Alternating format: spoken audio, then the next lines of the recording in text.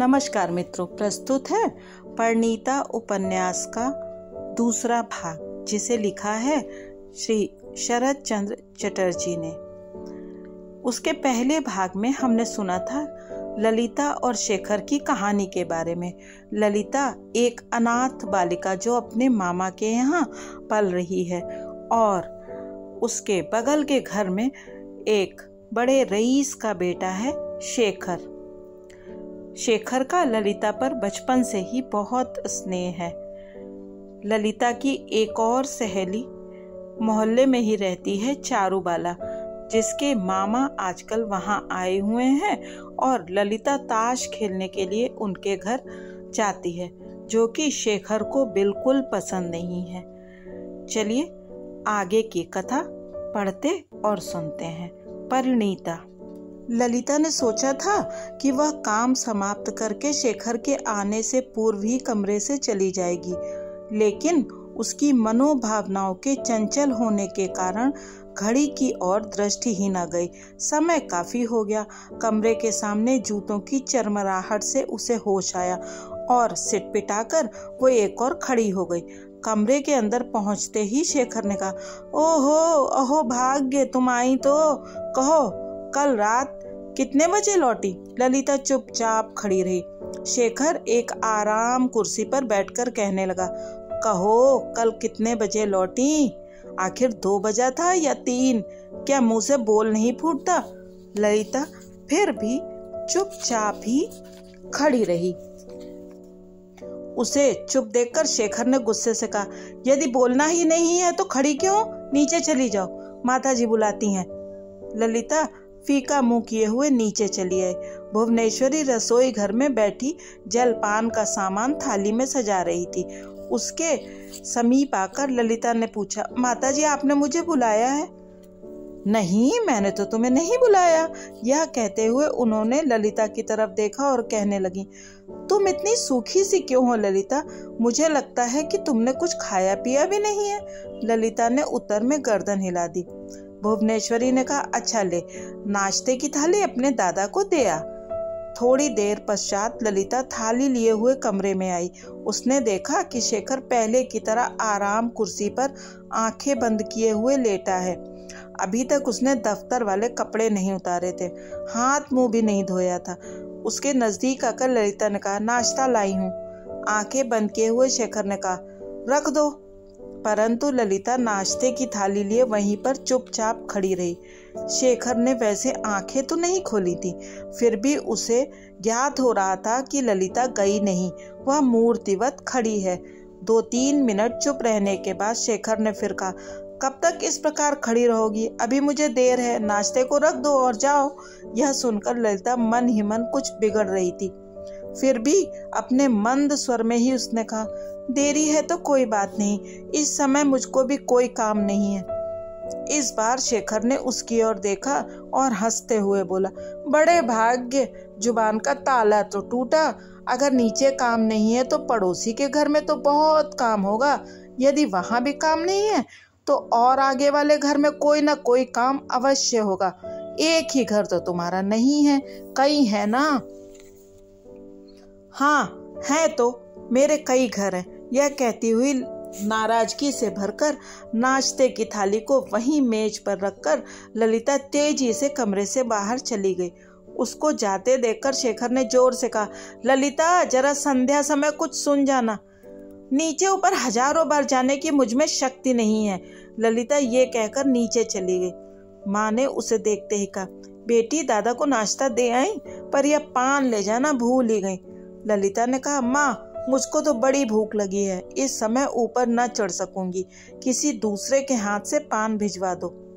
ललिता के सुंदर मुख की झल्लाहट और परेशानी की लालिमा के चिन्हों को देखकर भुवनेश्वरी ने उसे अपने पास बैठाते हुए कहा, अच्छा ले, तू खा पी ले, पान किसी नौकरानी के हाथ भेज देती हूँ। ललिता ने कुछ भी नहीं कहा और भोजन करने के लिए जा बैठी। शेखर पर उसको गुस्सा आया। थिएटर देखने भी नहीं गई, फिर भी शेखर ने उसे बहुत भला बुरा सुनाया। ताश खेलने के लिए चारू की माँ उसे जबरदस्ती ले जाती है। उसकी मजबूरी को शेखर ने नहीं देखा और तमाम कहा सुना। इसी के कारण वह शेखर के पास नहीं जाती। जब शेखर दफ्तर चला जाता है तो वो दोपहर को आती है और सभी चीजें साफ करके यथास्थान रख जाती है। शेखर के आने से पहले वो चली जाती थी। शेखर को बाद में अपनी भूल मालूम हुई। उसे पता चला ललिता उस दिन थिएटर देखने नहीं गई थी। अपनी भूल मालूम होने पर उसे बड़ा दुख हुआ। इसीलिए 2 दिन उसने ललिता को बुलाने के लिए आदमी भेजा। फिर भी ललिता नहीं आई। उस मोहल्ले में अक्सर एक दीन दुखी बूढ़ा फकीर भीख मांगने आया करता था। उस बेचारे पर ललिता की बड़ी ममता थी। जब कभी वह भजन गाकर भिक्षा मांगता था तो ललिता उसे 1 रुपया दिया करती थी। 1 रुपया प्राप्त होने पर उसके आनंद का ठिकाना न रहता था। ललिता को वो सैकड़ों आशीर्वाद देता था और वह बड़े चाव से उन आशीर्वादों को सुनती थी। फकीर कहता था, ललिता उस जन्म की मेरी माँ है। पहली दृष्टि पड़ते ही फकीर उसे अपनी माँ समझने लगा है। वह बड़े ही करुण स्वर में उसे अपनी माँ कहकर पुकारता है। आज भी उसने आते ही माँ को पुकारा, ओ माँ, मेरी माँ, तुम कहाँ हो? आज इस प्रकार अपने बेटे की आवाज सुनते ही ललिता कठिनाई में पड़ गई। आखिर वह इस समय उसको रुपया दे तो कहाँ से दे? इस समय शेखर घर में ही मौजूद होंगे और वह उनके सामने रुपया लाने कैसे जाए? वह उससे नाराज हैं। कुछ समय सोचते रहने के बाद वह अपनी मामी के पास गई। अभी अभी उसकी मामी की झकझक नौकरानी से हो गई थी। इस कारण मुंह लटकाए खाने की तैयारी कर रही थी। ऐसी स्थिति में ललिता को कुछ कहने की हिम्मत ना हुई। वह वापस चली आई और किवाड़ की ओर से देखा कि बूढ़ा फकीर चौतरे पर अब भी बैठा है और भजन गाने में मस्त है। ललिता के हृदय में एक खलबली सी मची थी। आज तक उसने इस फकीर को निराश नहीं लौटाया था, इसलिए वह आज भी लौटाना नहीं चाहती थी। उसका मन क्षुब्ध हो रहा था। भिखारी ने फिर एक बार माँ कहकर पुकारा। इस बीच अन्ना काली दौड़ती हुई आई और उसने सूचना दी, दीदी, तुम्हारा बूढ़ा बेटा बड़ी देर से आवाज लगा रहा है। ललिता ने कहा, मेरी अच्छी अन्नो, जरा सुन तो, अगर तू मेरा एक जरूरी काम कर दे तो मैं तुझे अच्छी अच्छी चीजें दूंगी। तू जल्दी से चली जा, शेखर भैया से 1 रुपया लेकर आ।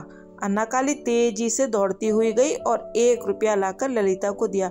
ललिता ने पूछा, शेखर दादा ने देते समय कुछ कहा था? कुछ भी नहीं, केवल यही कहा, बास्केट की जेब से निकाल लो। मेरे विषय में तो कुछ नहीं कहते थे? नहीं, कुछ भी नहीं, कहकर वह खेलने में लग गई। रुपया लाकर ललिता ने उस बूढ़े भिखारी को दिया और चली गई। आज उसने आशीर्वाद तक न सुने। पता नहीं क्यों उसे भय लग रहा था। इधर कई दिनों से ताश जोरों से जमते थे, लेकिन ललिता आज खेलने नहीं गई। वह सिर दर्द का बहाना करके मुंह ढांके पड़ी रही। वास्तव में उसे कुछ भी अच्छा न लगता था। उसका चित्त परेशान था। दोपहर के पश्चात अन्ना काली को बुलाकर पूछा, अन्नो, आजकल तू अपने शेखर दादा से पढ़ने नहीं जाती? जाती क्यों नहीं? रोज जाती हूँ। ललिता, दादा मेरे बारे में कुछ नहीं पूछते? अन्ना, नहीं, हाँ, उन्होंने पूछा था ताश खेलने दोपहर को जाती हो या नहीं। बेचैनी के साथ ललिता ने फिर कहा, फिर तूने क्या कहा? अन्ना काली, यही कि तुम चारू के यहाँ रोज ताश खेलने जाती हो। शेखर दादा ने पूछा, तो खेलता कौन कौन है? मैंने कहा, चारू दीदी, तुम, मौसी और चारू के मामा। अच्छा दीदी, तुम सब में अच्छा कौन खेलता है, तुम या चारू के मामा? मौसी तो कहा करती है कि तुम अच्छा खेलती हो। यह सुनकर ललिता में मानो आग लग गई। वह डांट कर कहने लगी, यह सब तूने क्यों कहा? पाजिन कहीं की, तू तो हर बात में आधी खिचड़ी पकाया करती। चली जा मुँह चली, अब मैं तुझे कभी कुछ न दूंगी। यह कहकर ललिता वहां से चली गई। ललिता के इस प्रकार बदलते हुए भावों से अन्ना काली हैरान हो गई। उसकी कच्ची बुद्धि ने ये ना समझा कि ललिता क्यों एकदम बिगड़ गई। 2 दिन से ताश का अड्डा नहीं जमता। ललिता के न आने से मनोरमा का खेल बंद हो गया है। मनोरमा के हृदय में यह संदेह भावना जागृत हो चुकी थी कि गिरीन्द्र ललिता की तरफ आकर्षित हो रहा है। उस पर रीझकर गिरीन्द्र बेचैन होता जा रहा है। मनोरमा ने देखा 2 दिन गिरीन्द्र ने कितनी परेशानी और बेचैनी से काटे। यही नहीं, उसने बाहर घूमने जाना तक बंद कर दिया है। अब वह केवल कमरे में ही इधर उधर उठता बैठता दिन काट देता है। तीसरे दिन दोपहर के समय उसने बहन से कहा, बहन क्या खेल आज भी ना होगा? मनोरमा ने कहा, कैसे होगा गिरीन्द्र, खेलने वाले ही पूरे नहीं है, आओ आज 3 आदमी ही खेले। मनोरमा की इस बात को सुनकर गिरीन्द्र का उत्साह भंग हो गया। वह बोला, कहीं 3 आदमी में भी खेल होता है? उस घर की लड़की जिसका नाम ललिता है उसे बुला लो ना जीजी। मनोरमा, वह ना आएगी। गिरीन्द्र उमंग में तुरंत बोल उठा, क्यों नहीं आएगी? उसके घर वालों ने मना कर दिया है या अपने से? नहीं, वह अपने आप नहीं आती, उसके मामा मामी के ऐसे भाव नहीं है। गिरीन्द्र के मुंह पर प्रसन्नता की झलक दौड़ गई। वह बोला, फिर तो तुम्हारे जाने भर की देर है, जरा जाकर कह दोगी तुरंत आ जाएगी। यह बात गिरीन्द्र ने कह तो दी, पर मन में संकोच कर रहा था। उसके हृदय की बात ताड़कर मनोरमा ने हंसते हुए कहा, अच्छा अभी जाकर बुला लाती हूँ। ये कहकर वो ललिता के घर गई और उसे पकड़कर साथ ही ले आई। आज फिर ताश का अड्डा जमा। आज वास्तव में ताश खूब जमा। ललिता की जीत होती रही। 2 घंटे तक खेल बहुत ही बढ़िया जमा रहा और सभी लोग दत्तचित्त थे। उसी समय अन्ना काली दौड़ती हुई आई और ललिता का हाथ पकड़कर घसीटते हुए बोली, दीदी जल्दी चलो, शेखर दा बुलाते हैं। शेखर का नाम सुनते ही ललिता का चेहरा पीला पड़ गया। उसने ताश छोड़ दिया और पूछा, क्या दादा आज काम पर नहीं गए? मुझे क्या मालूम, शायद आज जल्दी आ गए। ललिता ने मनोरमा की ओर कुंठित भाव से देखकर कहा, मौसी मैं जाती हूँ। उसका हाथ पकड़कर मनोरमा ने कहा, नहीं ऐसा नहीं हो सकता, अभी 2-4 हाथ और खेल लो। परेशान होकर ललिता ने कहा, मौसी अब न खेल सकूंगी, यदि जरा भी देर हो गई तो वो नाराज हो जाएंगे। इतना कहकर दौड़ती चली गई। गिरीन्द्र ने पूछा, ये शेखर दादा कौन है? मनोरमा, वह इसी सामने वाले बड़े महल में रहते हैं। गर्दन हिलाते हुए गिरीन्द्र ने कहा, वह महल? तब तो शायद नवीन बाबू के कोई रिश्तेदार हैं। मनोरमा ने हंसते हुए कहा, कैसे रिश्तेदार? ललिता के मामा के मकान तक को वह बुढ़ा हड़प लेने के लिए तैयार है। बड़े आश्चर्य के साथ गिरीन्द्र बहन की तरफ देखता रहा। मनोरमा ने सारी कहानी सुनानी प्रारंभ की। किस तरह से आर्थिक कठिनाइयों के कारण गुरचरण बाबू की मझली पुत्री की शादी रुकी हुई थी। नवीन राय ने काफी ब्याज पर उनका मकान रेहन रख लिया। अब तक भी वह रुपया अदा नहीं हुआ और नवीन राय यह मकान हड़प ही लेंगे, वह इसी घात में भी हैं। सारी कहानी सुना चुकने के बाद मनोरमा ने यह भी कहा कि उस बूढ़े की हार्दिक इच्छा ये है कि बेचारे गुरचरण बाबू का मकान सत्यानाश करके इसी स्थल पर शेखर के लिए बहुत ही सुंदर विशाल महल बनवाए। 2 लड़कों के लिए अलग अलग मकान है, परंतु तीसरे के लिए नहीं है। सभी बातें सुनकर गिरीन्द्र को बहुत दुख हुआ और गुरचरण बाबू की दशा पर बहुत तरस आया। वह बोला, जीजी अभी तो गुरचरण बाबू की और भी लड़कियां हैं ना, उनका कैसे कामकाज होगा? मनोरमा ने उत्तर दिया, उनकी कन्याएं तो हैं ही, उसके सिवा उनकी भांजी भी तो है। उस अनाथ ललिता का पूरा बोझ इस बेचारे उसके मामा पर है। लड़कियों की उम्र काफी हुआ है, 1-2 वर्ष में ही उनका विवाह हो जाना चाहिए। फिर भी साथ ही उन्हें अपने समाज से मदद मिलने की कोई आशा नहीं, बल्कि समाज से निकाल देने वाले अनेक हैं। प्रथा के अनुसार न चलने पर तुरंत समाज से अलग कर देते हैं। हमारा ब्रह्म समाज तो इन सबके समाज से लाखों दर्जे अच्छा है। गिरीन्द्र चुप ही रहा। मनोरमा फिर कहने लगी, उस दिन ललिता की मामी मेरे पास ललिता के लिए सोच विचार कर रो रही थी। क्या होगा, कैसे होगा, कुछ भी ठिकाना नहीं है। उसके पाणी ग्रहण के शौक में गुरचरण बाबू को खाना पीना तक हजम नहीं होता। गिरीन्द्र भैया, तेरे बहुत से जान पहचान वाले मुंगेर में होंगे, क्या कोई तेरा मित्र ऐसा नहीं है जो ललिता की सुंदरता और गुणों को देखकर उससे शादी करने के लिए तैयार हो जाए? वास्तव में ललिता के समान गुणी तथा विदुषी लड़की मिलना कठिन है। लाखों लड़कियों में वह एक ही रूपवती है। गिरीन्द्र ने दुखपूर्ण झूठी हंसी हंसकर कहा, ऐसी जान पहचान वाला कहाँ पा सकूंगा दीदी? फिर भी हाँ, इस कार्य में धन देकर उनकी सहायता कर सकता हूँ। गिरीन्द्र के पिता ने डॉक्टरी से अथाह धन इकट्ठा किया था। उस संपूर्ण धन का एकमात्र अधिकारी गिरीन्द्र ही था। मनोरमा, तो क्या तू रुपए उधार देगा? गिरीन्द्र ने कहा, उधार क्या दूंगा जीजी, पर हाँ, वह जब दे सकेंगे दे देंगे और ना दे सकेंगे तो भी कोई हर्ज नहीं। आश्चर्य में पड़कर मनोरमा ने कहा, आखिर इस तरह से उन्हें रुपया दे देने से तुझे क्या लाभ होगा? यह लोग न हमारी बिरादरी के हैं और न समाज के। फिर तुम ही बताओ, इस प्रकार रुपए कौन देता है? मनोरमा की ओर देखकर गिरीन ने हंसते हुए कहा, समाज के नहीं है तो ना सही, किंतु अपने देश के बंगाली तो हैं। उनके पास टके नहीं हैं और मेरे पास रुपयों में काई जम गई है। जीजी, तुम एक बार कहो तो उनसे, यदि वे लोग रुपया लेना चाहें तो मैं देने को तैयार हूँ। फिर ललिता ना तो उनकी सगी है और ना संबंधी, मैं उसकी शादी का पूरा खर्चा ही दे दूंगा। उस भोली लड़की के काम के लिए मैं पूरा भार सहन कर लूंगा। गिरीन की यह बातें सुनकर मनोरमा को आनंद न मिला और न संतोष ही हुआ। हालांकि मनोरमा के घर से कोई कुछ नहीं कहता था, फिर भी स्त्रियों के स्वभावानुसार पराये आदमी को रुपए बिना प्रयोजन देते देखकर उसे जरा भी चैन न था, बल्कि वह तो उसमें रोड़े अटका देना चाहती थी। चारूबाला चुपचाप ये सब बातें सुन रही थी।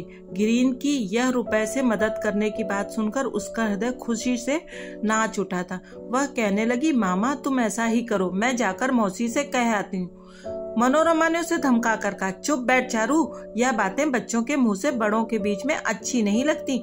ललिता की मामी से जो भी कहना है मैं जाकर कह दूंगी। गिरीन, ऐसा ही करो दीदी, गुरुचरण बाबू तो भले आदमी है ऐसा लगता है। कुछ देर रुककर मनोरमा ने फिर कहा, मैं क्या, सभी लोग ये कहते हैं कि दोनों स्त्री पुरुष बड़े सज्जन हैं गिरीन्द्र, इस बात का हमें दुख है। बहुत मुमकिन है कि उन लोगों को घर त्याग कर सड़क पर ही आकर खड़ा होना पड़े। इसके भय से तूने देख ही लिया कि ललिता ने ज्यों ही शेखर का नाम सुना तुरंत दौड़ी हुई गई। ललिता ही क्या, बल्कि उसके यहाँ के सभी लोग शेखर के बंधन में हैं। कुछ भी कोशिश क्यों न की जाए, जब एक बार नवीन राय के चंगुल में कोई फंसा तो उसका निकलना कठिन ही है। मनोरमा की ओर देखते हुए गिरीन ने एक बार फिर कहा, हाँ तुम फिर उनसे जाकर कहोगी ना? मनोरमा, अच्छा अवश्य कहूंगी। यदि तू अपनी सहायता से किसी गरीब का उपकार कर सके तो इससे उत्तम और क्या हो सकता है? दीदी, व्यग्रता की कौन सी बात है, ये तो हम सबका धर्म है। जब किसी मुसीबत में ग्रस्त व्यक्ति की जिस प्रकार बन सके मदद करें। यह कहकर गिरीन्द्र कुछ लज्जित सा हो गया और आगे कुछ न कहकर वह कमरे से बाहर चला गया। परंतु कुछ ही समय बाद वह फिर लौटकर वहीं आ बैठा। मनोरमा ने कहा, तू फिर आ गया? मुस्कुराते हुए गिरीन ने कहा, मुझे ऐसा लगता है कि शायद तुम जो कुछ भी करुणा युक्त गाथा गाती हो उसमें सत्यता का बहुत कम अंश है। आश्चर्यचकित हो मनोरमा ने पूछा, क्यों? गिरीन ने कहा, जिस लापरवाही से मैंने ललिता को रुपए खर्च करते हुए देखा है उसे गरीबी का कोई लक्षण नहीं जान पड़ता। दीदी तुम ही देखो ना, अभी उस दिन सब लोग थिएटर देखने गए थे, ललिता गई नहीं थी, फिर भी 10 रुपए उसने भेजे थे। चारूबाला इसकी गवाह है। जिस प्रकार वह खर्च करती है उसे यह अनुभव होता है कि उसका खर्च 20-25 रुपए से कम में न चलता होगा। मनोरमा ने इस बात पर एकाएक यकीन नहीं किया और चारूबाला की ओर देखा। चारूबाला ने कहा, सच है माँ, शेखर बाबू ललिता को रुपए देते हैं, यह नई बात नहीं है। बाल्यावस्था से ही वह शेखर बाबू की अलमारी से रुपए ले आती है। शेखर बाबू कुछ नहीं कहते। मनोरमा ने कहा, यह बात शेखर को ज्ञात है? हाँ, उन्हें सब पता है, उनके सामने ही ताला खोलकर लाती है। पिछले महीने अन्ना काली के गुड्डे के विवाह के समय जो धूमधाम हुई थी और इतने अधिक रुपए खर्च हुए थे, वो सब किसने दिए थे? सारा खर्च ललिता ने ही दिया था। लंबी सांस छोड़ते हुए मनोरमा ने कहा, भैया मैं इन सब के बारे में कुछ भी नहीं जानती, किंतु इतना अवश्य जानती हूँ कि नवीन राय की भांति उसके लड़के नीच नहीं हैं। सभी लड़के अपनी माँ के स्वभाव के हैं, इसीलिए उनमें दया ममता भरी हुई है। इसके अतिरिक्त ललिता भी बड़ी नेक लड़की है, सभी उससे स्नेह करते हैं। बचपन से वह शेखर के पास रहती है, वह शेखर को भैया कहती है और शेखर का भी उस पर गहरा अनुराग है। अच्छा चारू, यह तो बता, क्या शेखर बाबू की शादी इसी माघ में होने वाली है? सुना है इस रिश्ते से बुड्ढे को अच्छी रकम हाथ लगेगी। चारूबाला ने कहा, हाँ माँ, इसी माघ में शेखर भैया का ब्याह होगा, बात तय हो चुकी है। गुरुचरण बाबू बहुत ही मिलनसार व्यक्ति थे। किसी भी छोटे बड़े व्यक्ति से वे निसंकोच बातें कर सकते थे। अपनी मिलनसार आदत के कारण ही गिरीन्द्र के साथ 2-3 बातें होने पर भी उनकी गहरी मित्रता हो गई थी। वह बड़े ही दृढ़ विश्वासी थे। सरल स्वभाव के कारण वे चतुराई को कम महत्व देते थे। वाद विवाद में तर्क वितर्क होने पर यदि हार भी जाते थे तो भी किसी प्रकार के रोष की रेखा उनके चेहरे पर न झलकती थी। कभी कभी ललिता चुपचाप मामा की बगल में बैठकर सब कुछ सुनती रहती। जब वह आकर बैठ जाती तो गिरीन्द्र के तर्क बहुत ही विद्वतापूर्ण होते। हृदय में आनंद की लहरों के उमड़ाव के साथ वह युक्तियों को जुटाता चला जाता। मुख्य रूप से उनके वाद विवाद का विषय आजकल की समाज व्यवस्था ही होता था। आधुनिक समाज की हीनता, जर्जरता, असमानता और अत्याचारों पर बड़े मार्मिक ढंग से विचार होता था और ऐसे दुराचारी समाज से घृणा व्यक्त की जाती थी। इन आरोपों में वास्तविकता थी, अतः और कुछ प्रमाण देने की आवश्यकता ही क्या थी। वह समाज द्वारा सताए हुए गुरुचरण बाबू के जीवन से पूरी तरह मिलती थी।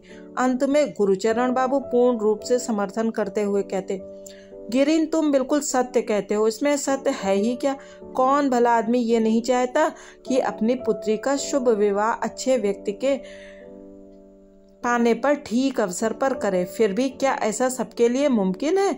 इसके सिवा समाज का यह कहने से नहीं चूकना कि तुम्हारी लड़की सयानी हुई, ब्याह करो, मगर इतना कहने से ही तो लड़की का ब्याह नहीं हो जाता।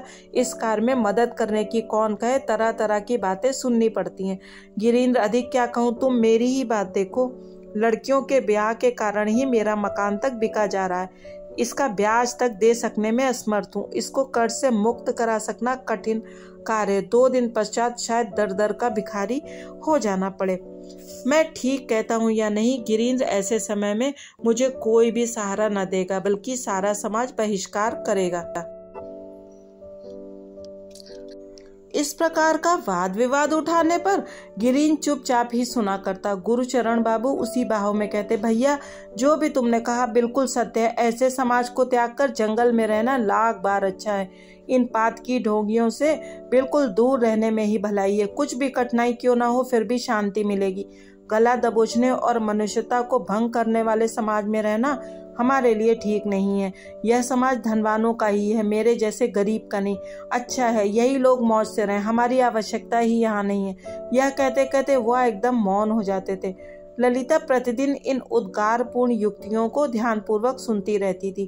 केवल इतना ही नहीं, बल्कि रात को निद्रा आने के पूर्व इन्हीं तर्कों पर विचार किया करती थी।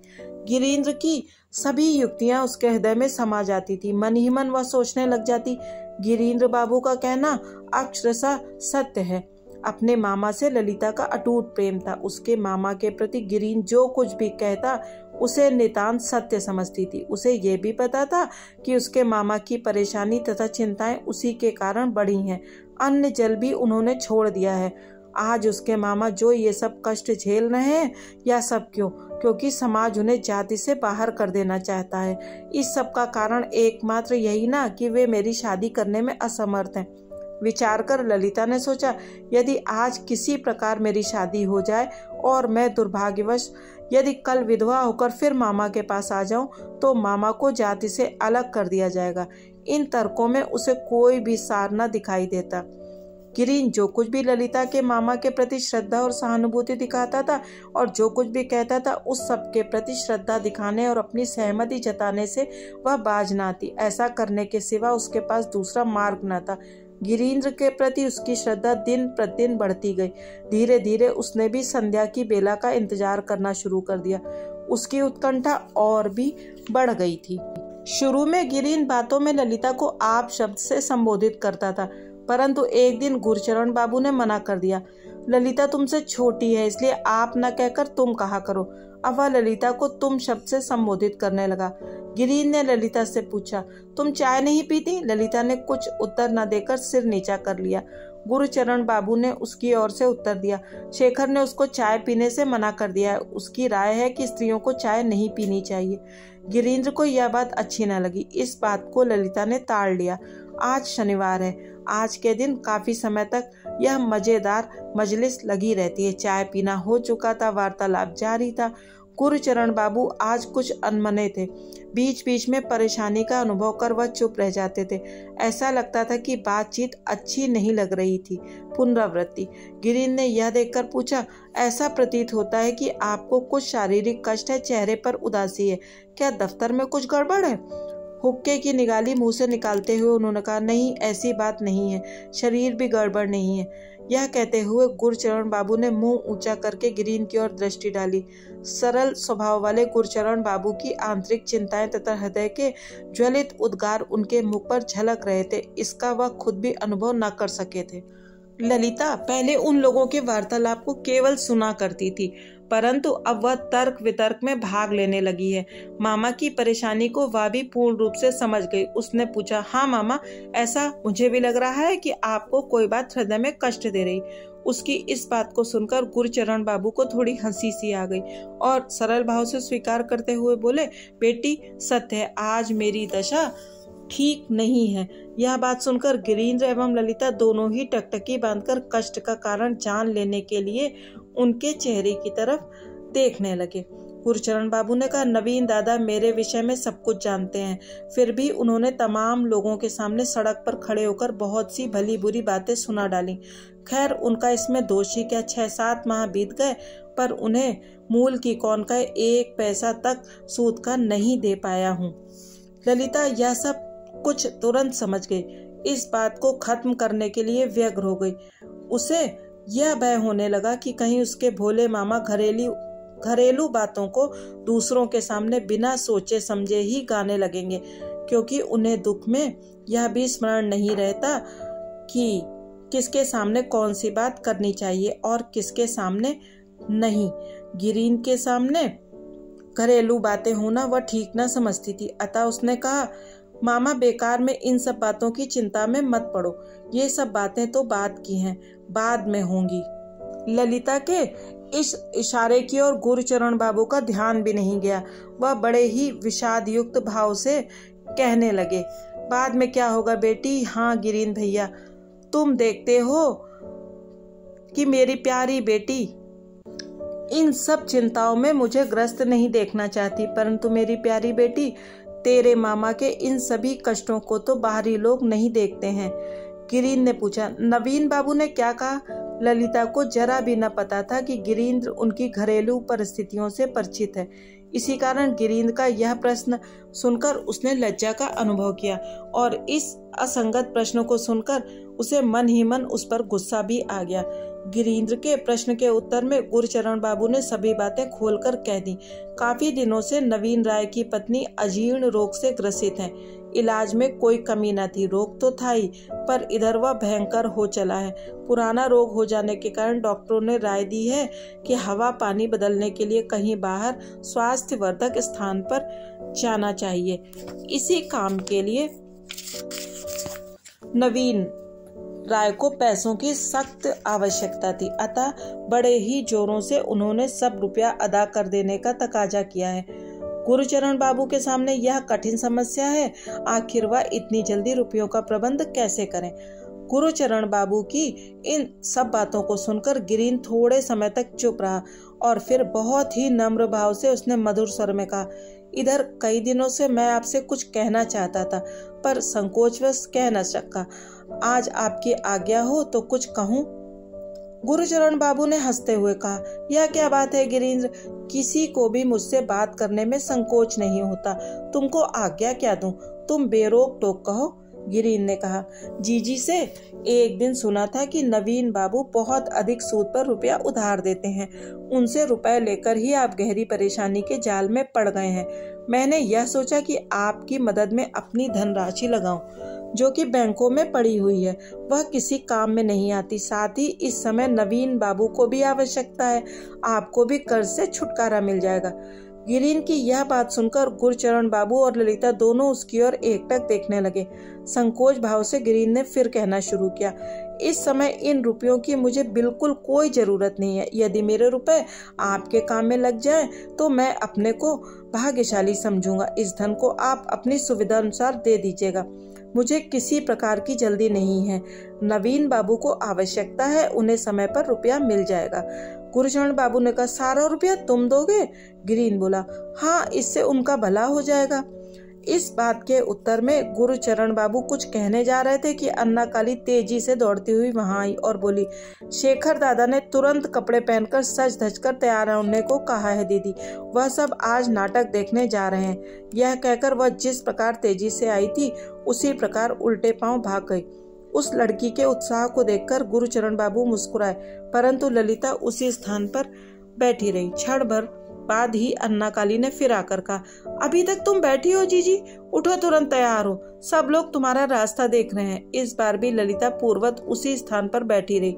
अन्ना काली की प्रसन्नता को देखकर गुरुचरण बाबू को हंसी आई और ललिता के सिर पर हाथ फेरते हुए वे बोले, जाओ बेटी जाओ, अब तनिक भी देरी ना करो, वह सब लोग शायद खड़े खड़े तुम्हारा रास्ता देख रहे हैं।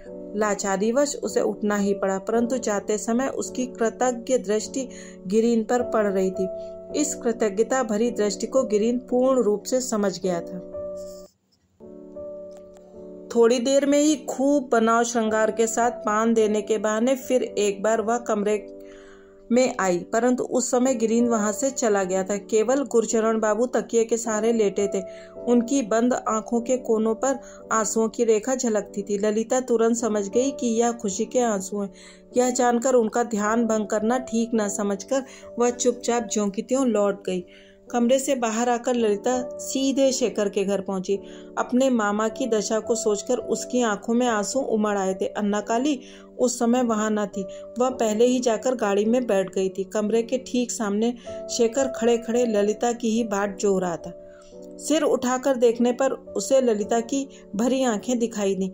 इधर कई दिनों से ललिता को न देखा था, इसलिए शेखर और अधिक परेशान था। ललिता के आंसुओं को देखकर शेखर का हृदय भी द्रवित हुआ आया। उसने ललिता से पूछा, या क्या ललिता, क्या तुम रो रही हो? क्यों, क्या बात है? ललिता ने सिर हिलाकर अपना मुंह नीचा कर लिया। कई दिनों से ललिता को ना देखने के कारण तरह तरह की भावनाओं का जागरण शेखर के हृदय में हो रहा था। वह बड़े स्नेह के साथ ललिता का मुंह ऊपर उठाकर बोला, अरे सचमुच ही तुम रो रही हो? आखिर बताओ तो क्या हुआ ललिता?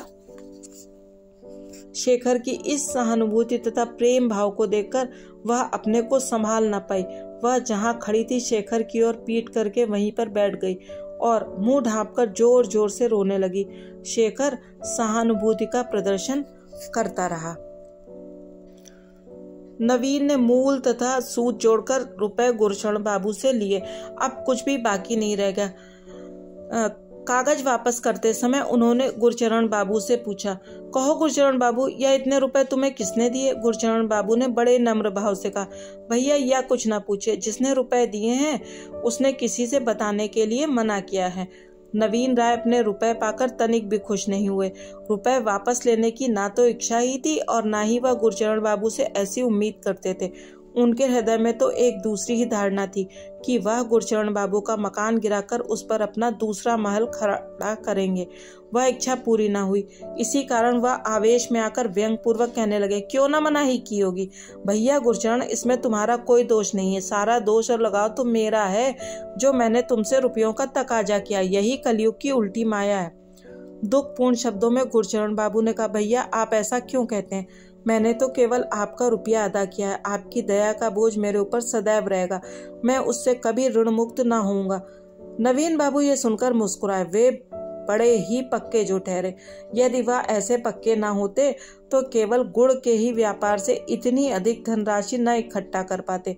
वे बोले, भैया तुम कुछ भी क्यों न कहो, परंतु ऐसे विचार होने पर वास्तव में पूरा रुपया इस प्रकार ना अदा करते। मैंने तो केवल रुपए मांगे थे, वह भी तुम्हारी भाभी की बीमारी के लिए। अच्छा खैर, यह तो बताओ कितने रुपए सूद पर मकान को रेहन रखा है?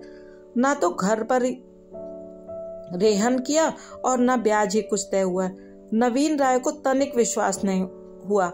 उन्होंने पूछा, अरे क्या इतने रुपए बिना लिखा पढ़ी के दे दिए? हाँ दाता, ऐसा ही है। बहुत ही सज्जन लड़का है। ऐसा जान पड़ता है कि दया मूर्ति। कौन सा लड़का? गुरुचरण बाबू ने इस प्रश्न का उत्तर नहीं दिया। जो कुछ कह डाला वह नहीं कहना चाहिए था। गुरुचरण बाबू को चुप देखकर नवीन राय समझ गए कि वह कुछ भी बताना ठीक नहीं समझते। इसी कारण मुस्कुराते हुए बोले, अच्छा बताना मना है तो ना बताओ, जाने दो। फिर भी सुनो, मैंने दुनिया के सभी रंग देखे हैं, कोई भी बिना मतलब रुपए निकाल कर नहीं देता। कहीं ऐसा ना हो कि आगे किसी परेशानी का शिकार बन जाओ, इसीलिए तुमको अभी से चेतावनी दे रहा हूँ। गुरुचरण बाबू कुछ उत्तर न देकर कागज हाथ में लेकर चल दिए। चलते समय नवीन राय को उन्होंने नम्रता पूर्वक नमस्कार किया। अपने स्वास्थ्य सुधार हेतु भुवनेश्वरी प्रायः पश्चिम के किसी शहर को चली जाया करती थी। जलवायु बदल जाने से उनका अजीर्ण रोग बहुत कुछ दब जाता था।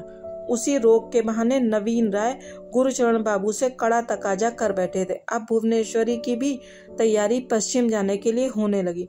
अन्ना काली शेखर के कमरे में पहुंची और बोली, शेखर भैया आप लोग कल ही बाहर जा रहे हैं। इस समय शेखर अपना सामान संभाल कर रखने में लगा हुआ था। उसने ऊपर देखकर अन्ना काली से कहा, मेरी प्यारी बहन जाकर दीदी को तो बुला ला, उसे भी जाने के लिए जो कुछ ठीक करना हो कर जाए। अभी तो मुझे सैकड़ों काम करने बाकी हैं, इतना भी समय अधिक नहीं है। शेखर का ख्याल था कि हर साल की तरह ललिता भी जाएगी। गर्दन हिलाकर अन्ना काली ने कहा, इस बार दीदी साथ नहीं जाएगी। क्यों नहीं जाएगी?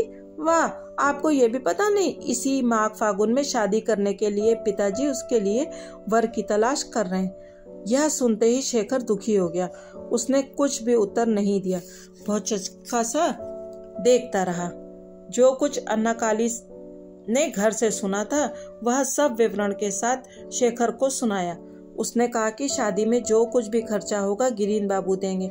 लड़का भी हर प्रकार से योग्य होना चाहिए। योग्य वर की खोज में पिताजी आज भी दफ्तर नहीं जाएंगे। वह गिरीन बाबू के साथ वर देखने जा रहे हैं।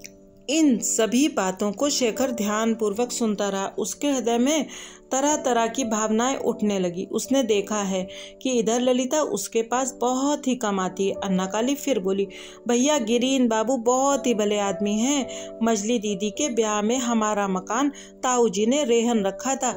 इस बात को सोचकर बाबूजी कहते थे कि 2 माह बाद घर हाथ से निकल जाएगा और सड़क की ठोकरों का सामना करना होगा।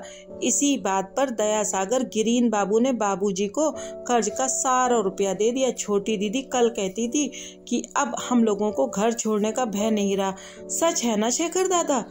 इन बातों को अन्ना काली से सुनकर शेखर अवाक हो गया और कुछ भी उत्तर न दे सका। शेखर को चुप देखकर अन्ना काली ने पूछा, क्या सोच रहे हो दादा? शेखर यह सुनकर चौंक पड़ा और बोला, जा दीदी को जल्दी बुला तो ला। यह बता देना कि मैंने बुलाया है, जरूरी काम है। दौड़ती हुई जा। तुरंत दौड़ती हुई अन्ना काली ललिता को बुलाने गई। उसके जाने पर शेखर भावनाओं के सागर में तैरने उतरने लगा। सामने संदूक खोले वह ज्यों का त्यों बैठा रहा। उसकी समझ में नहीं आया कि क्या साथ ले जाए और क्या नहीं। उसे नेत्रों में चकाचौंध सी प्रतीत होने लगी। शेखर के बुलावे को सुनकर ललिता तुरंत ऊपर आई, परंतु कमरे में जाने के पूर्व उसने शेखर को बड़े गहरे विचारों में मग्न सा देखा। शेखर जमीन की ओर ताक रहा था। सामने संदूक खुला पड़ा था। चेहरे पर चिंता की रेखा झलक रही थी। शेखर की ऐसी दशा तथा उसकी ऐसी मुखाकृति ललिता ने पहले कभी न देखी थी। वह आश्चर्य में पड़ गई, साथ ही उसे भय भी हुआ। डरते हुए धीरे धीरे वह शेखर के पास आई। उसको देखते हुए शेखर ने कहा, आओ ललिता बैठो।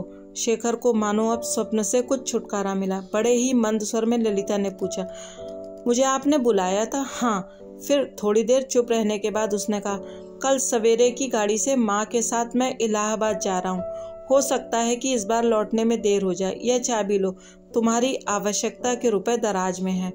प्रतिवर्ष ललिता बड़े उत्साह से भुवनेश्वरी के साथ जाया करती थी।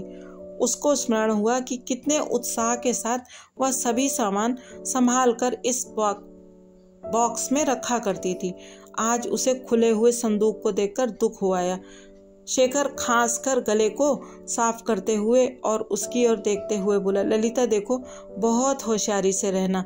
फिर भी यदि तुम्हें कोई ज़रूरत लगे तो भैया से मेरा पता लेकर बिना संकोच मुझे लिखना। दोनों ही चुप रह गए। ललिता मन ही मन अनुमान करने लगी कि शायद शेखर को मालूम हो गया है कि इस बार वह उनके साथ न जाएगी। साथ ही मन ये भी सोचा, शायद उन्हें मेरे न जाने का कारण ज्ञात हो गया होगा। इस बात को सोचकर वह मानो शर्म से जमीन में धंस गई।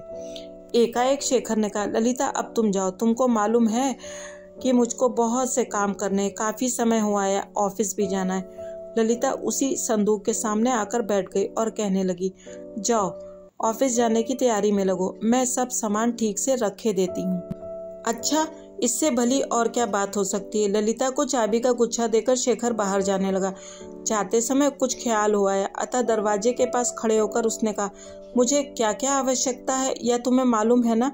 ललिता संदूक के अंदर की वस्तुएं एक एक करके देखने लगी। शेखर की बात का कोई भी उत्तर उसने नहीं दिया। शेखर ने नीचे जाकर माँ से पूछकर मालूम किया कि अन्ना काली ने जो कुछ कहा वह सब सत्य है। गुरुचरण बाबू ने पूरा कर्जा अदा कर दिया है। ललिता के लिए योग वर की खोज में है, यह भी सत्य है। तत्पश्चात कुछ और पूछकर वह स्नान करने के लिए चला गया। लगभग 2 घंटे के बाद नहा धोकर और खाना खाकर शेखर अपने कमरे में कपड़े पहनने के लिए आया। कमरे में आते ही उसने जो देखा उसे देखकर वह एकाएक आश्चर्य में पड़ गया। इन 2 घंटों में ललिता ने कुछ कार्य नहीं किया था। वह बक्से के पास मन मारे माथा टेके हुए खामोश बैठी थी। शेखर के आने की आहट से उसने झट सिर उठाया और फिर तुरंत गर्दन नीची कर ली। रोते रोते उसकी आंखें फूल आई थी। शेखर की नज़र उसकी आंखों पर अवश्य पड़ी, परंतु उसने ना देखने का बहाना किया। वह चुपचाप अपने दफ्तर के कपड़े पहनने लगा। कपड़े पहनते हुए सहज भाव से उसने कहा, अभी रहने दो ललिता, इस समय तुमसे ये सब ना हो सकेगा, दोपहर में आकर रख जाना। यह कहकर शेखर ऑफिस चला गया। उसने ललिता के मनोभाव को पूर्ण रूप से समझ लिया था, फिर भी हर बात को बगैर सोचे समझे कह डालना वह उचित नहीं समझता था और ना तो उसकी हिम्मत ही हुई। वह उसी दिन मामा को चाय देने के समय कमरे में आई तो वहां शेखर को भी उपस्थित देखकर दंग रह गई। वह यात्रा पर जाने के पहले गुरुचरण बाबू से मिलने के लिए आया था। ललिता ने चाय तैयार करके गिरीन्द्र और मामा के सामने 2 कपों में लाकर रख दी। गिरीन्द्र ने पूछा, क्यों ललिता, शेखर बाबू को चाय न दोगी? मीठे स्वर में ललिता ने कहा, नहीं, शेखर दादा चाय नहीं पीते।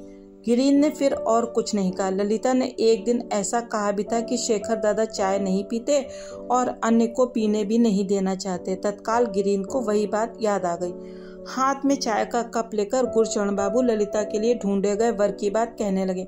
लड़का अच्छा है, बीए में पढ़ रहा है।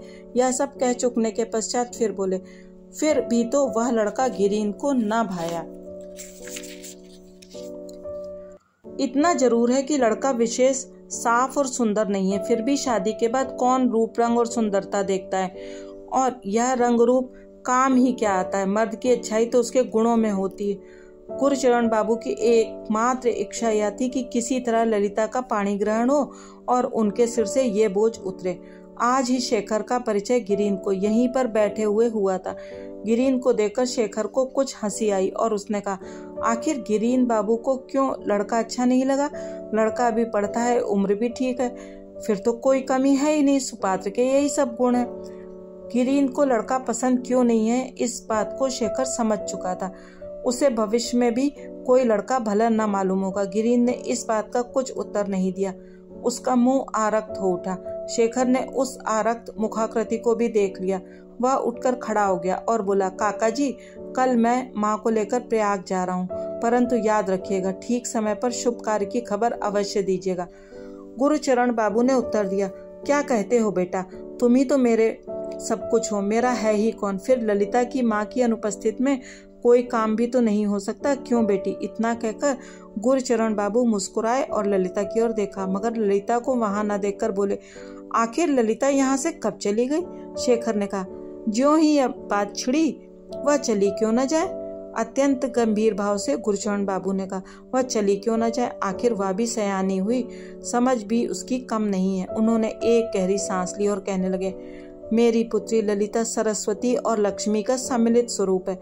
ऐसी लड़की होना ही कठिन है। ऐसी औलाद बड़े पूजा पाठ करने के बाद ही मिलती है। शेखर भैया, यह बात उनके मुख से निकलते ही उनके दुबले मुख पर एक प्रकार की चमक दौड़ गई। उनकी ऐसी अवस्था देखकर गिरीन तथा शेखर दोनों में श्रद्धा का बहाव उमड़ आया।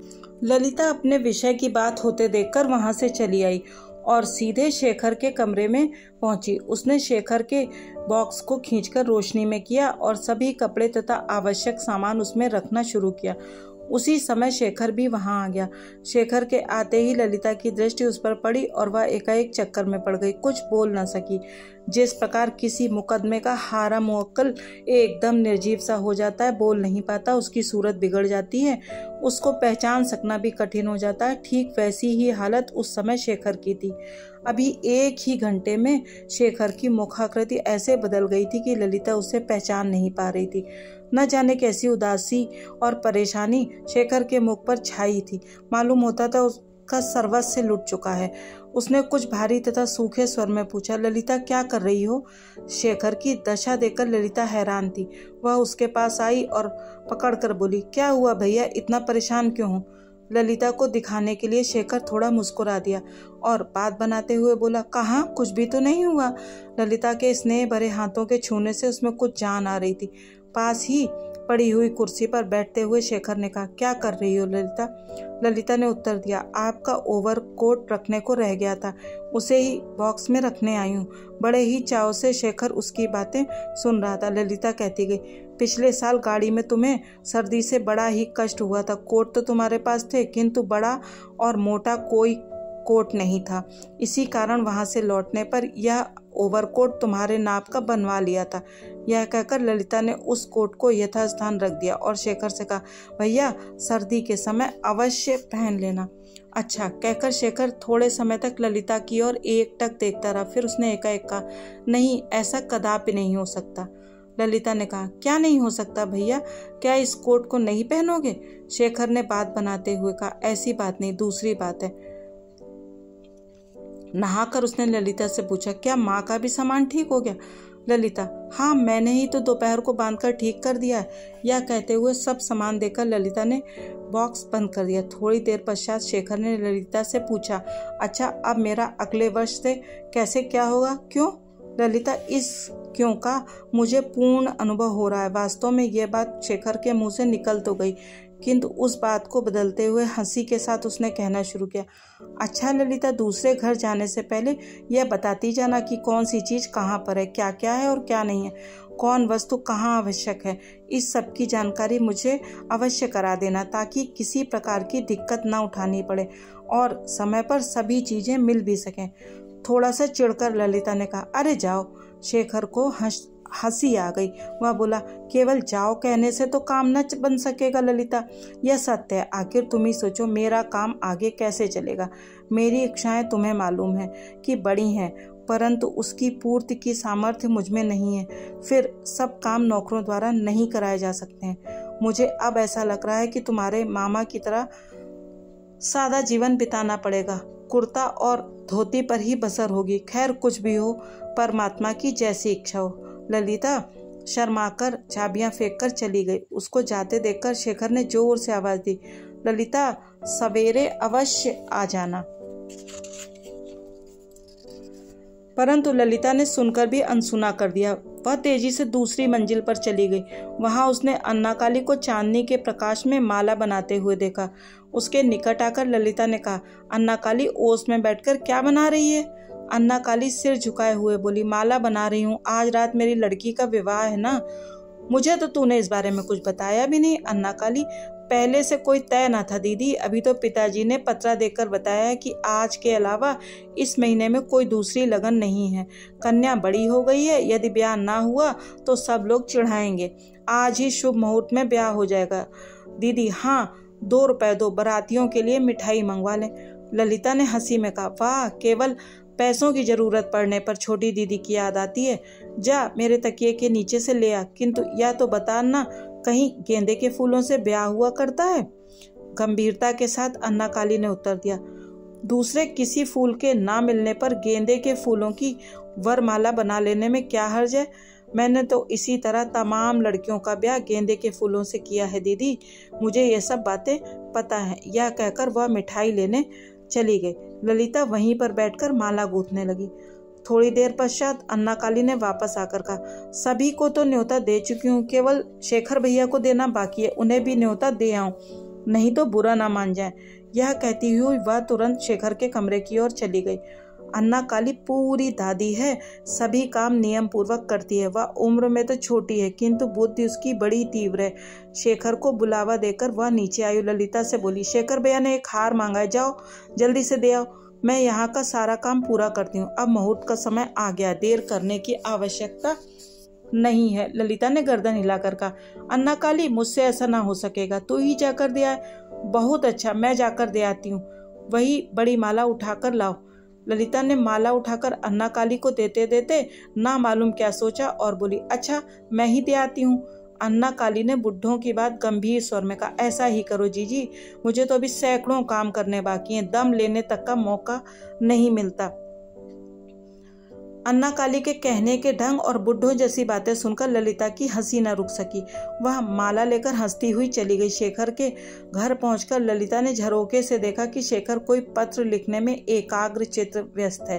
धीरे से उसने दरवाजा खोला, अंदर पहुंची और चुपके से शेखर के पीछे जा खड़ी हुई। उसके वहां आने का आभास शेखर को नहीं हुआ। क्षण भर चुप रहने के पश्चात ललिता ने शेखर को चकित कर देने के लिए धीरे से वही माला पहना दी और तुरंत कुर्सी के पीछे हटकर बैठ गई। शेखर ने चौंक कर बोला, यह क्या अन्ना? लेकिन गर्दन घुमाते ही उसकी दृष्टि ललिता पर पड़ी तो आश्चर्यचकित हो वह गंभीर भाव से बोला, ललिता ये तुमने क्या कर दिया? शेखर के शब्दों से शंकित ललिता ने उठकर कहा, मैंने क्या कर दिया? शेखर, मुझसे क्या पूछ रहे हो? तुम्हें नहीं पता तो अन्ना काली से जाकर पूछो, आज रात को माला पहनाने से क्या होता है। ललिता अब समझी कि उसने क्या कर डाला। उसके मुख पर लज्जा छा गई। वह बड़े ही संकोच से मुंह बनाते हुए बोली, नहीं नहीं ऐसा नहीं है, मैं ऐसा कभी नहीं चाहती, मैंने तो माला। पूरी बात कहे बिना ही वह नव विवाहिता की भांति लजाकर कमरे से बाहर चली गई। शेखर ने उसे जाते देखकर बड़े जोर से पुकारा, ललिता जरा मेरी एक बात सुनती जाओ, एक बड़ा ही आवश्यक कार्य है। शेखर की पुकार सुनकर भी ललिता ने अनसुनी कर दी। वह सीधे अपने कमरे में आई और तकिए पर मुंह डालकर पड़ी रही। बचपन से लेकर इस युवावस्था के 5-6 वर्षों तक का समय उसने शेखर के साथ ही काटा था, परंतु ऐसी कोई भी बात शेखर के मुंह से सुनी न थी। शेखर का स्वभाव तथा चरित्र वह भली प्रकार जानती थी। वह गंभीर प्रकृति वाला था। एक तो शेखर उससे परिहास करता ही न था और यदि कर भी बैठता तो ललिता परवाह न करती थी। उसने कभी इस प्रकार की कल्पना भी न की थी। उस माला के आशय को सोच सोचकर उसे बड़ी शर्म आ रही थी। वह अपने मुंह को किस बिल में छिपा दे। वह पड़ी पड़ी यह भी विचारती थी कि उन्होंने आवश्यक कार्य कहकर बुलाया। अभी वह जाने या न जाने की बात विचार ही रही थी कि शेखर की नौकरानी ने आकर कहा, ललिता दीदी कहाँ हो? तुमको छोटे भैया बुला रहे हैं। कमरे से निकलकर ललिता ने धीरे से कहा, चलो आ रही हूँ। ऊपर पहुंचकर दरवाजे से उसने देखा अभी पत्र नहीं हुआ, उसी को पूरा करने में लगा हुआ है। कुछ समय तक वह चुपचाप खड़ी रही, फिर पूछा, क्यों बुलाया है? शेखर ने पत्र लिखते लिखते कहा, आखिर तुमने आज क्या कर डाला? आओ बैठो। ललिता ने रूठ कर कहा, जाने दो, फिर वही बात। आखिर उसमें मेरा क्या कसूर है ललिता? तुम्ही ने तो यह सब किया। ललिता, मैंने कुछ नहीं किया, मेरी माला वापस कर दो। शेखर, इसीलिए तो तुम्हें बुलाया है। ललिता, मेरे पास आओ, मैं तुम्हारी माला वापस किए देता हूँ। तुमने जो अधूरा काम किया है उसको पूरा कर दूँ। दरवाजे के पास आकर खड़ी हुई ललिता चुपचाप न जाने क्या सोचती रही। फिर बोली, मैं सत्य कहती हूँ, यदि ऐसा हंसी मजाक मुझसे करोगे तो मैं कभी ना आऊंगी। मेरी माला लौटाल दो। शेखर ने गले में पड़ी माला को उतार कर कहा, आकर ले जाओ ना, उसे मेरे पास फेंक दो, मैं वहां ना आऊंगी। यदि पास ना होगी तो ना दूंगा, ना दो। यह कहकर ललिता चल पड़ी। उसे जाते देखकर शेखर चिल्लाकर बोला, यह अधूरा काम छोड़कर क्यों जा रही हो? वह जाते जाते नाराज होकर कहती गई, अधूरा है तो अधूरा ही सही। ललिता वहां से चली तो आई परंतु नीचे नहीं गई। वह छज्जे के एक कोने पर खड़ी होकर आकाश की ओर देखती हुई ना जाने क्या सोचती रही। ऊपर चांद मुस्कुरा रहा था और उसकी सुनहरी किरणें सारी दुनिया को रंग में बना रही थी। अब आगे